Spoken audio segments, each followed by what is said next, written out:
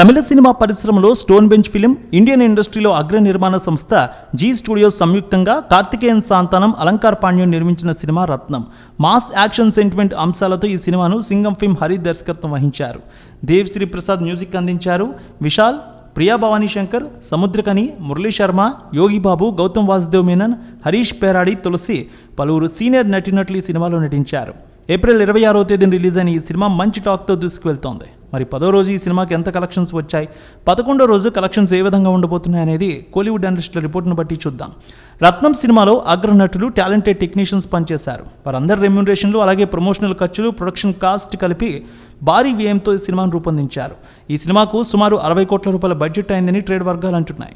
హరి, విశాల్ కాంబినేషన్లో 3వ సినిమా కావడంతో రిలీజ్కు భారీగా అంచనాలు నెలకొన్నాయి. ప్రమోషనల్ కార్యక్రమాలకు మంచి రెస్పాన్స్ రావడంతో భారీగానే సినిమాను రిలీజ్ చేశారు. తమిళనాట, తెలుగు, కన్నడ ఇతర ప్రాంతాలు కలిపి ఇండియాలో 600 స్క్రీన్లు, ఓవర్సీస్ 750 స్క్రీన్లలో రిలీజ్ చేశారు. ముఖ్యంగా ట్రైలర్ కూడా ఆకట్టుకుంది. ఇది కూడా ఓపెనింగ్స్ పెరగడానికి మరింత హైప్నిచ్చింది. ఇక ఆక్యుపెన్సీ వైస్ చూస్తే 4 రోజుల వరకు 45% కనిపించింది. తర్వాత 28 నుంచి 30% మధ్య ఆక్యుపెన్సీ కనిపిస్తోంది.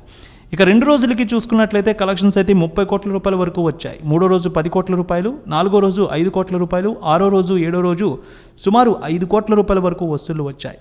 ఇక 10వ రోజు మరో 2 కోట్ల రూపాయల వరకు వసూళ్లు తీసుకువచ్చింది ఈ సినిమా.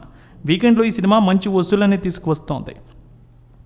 2వ వారం కూడా మంచి ఆక్యుపెన్సీతో రత్నం సినిమా ముందుకు సాగుతోందనే చెప్పాలి. తమిళనాట మాత్రం మంచి రికార్డులు తీసుకువస్తోంది కొన్ని సెంటర్లో.